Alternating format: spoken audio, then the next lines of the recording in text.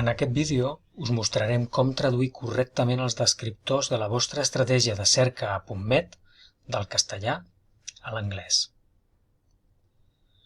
Com sabeu, els registres de PubMed estan indexats en anglès. PubMed utilitza un llenguatge controlat anomenat Mesh, del que ja vam fer un tutorial a la cerca avançada que trobareu en aquesta mateixa llista de reproducció.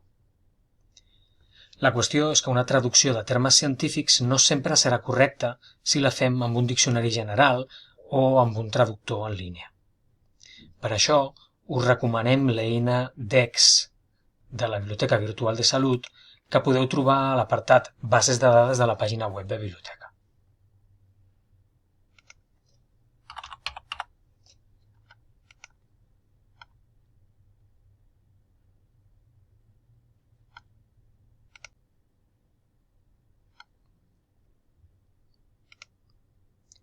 Un cop al DEX, podem introduir els nostres termes de cerca i obtenir la traducció d'acord amb el llenguatge que utilitza Mesh.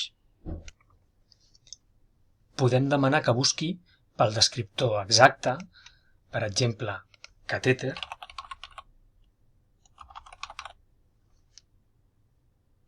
i obtindrem una traducció, en aquest cas literal, al costat d'una petita definició i els subencapçalaments permesos. És interessant, però, buscar també per paraula clau.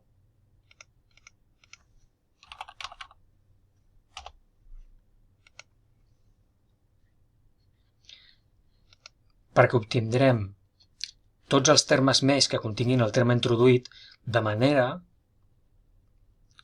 que pot ajudar-nos a ser més específics en la nostra cerca posterior a PubMed.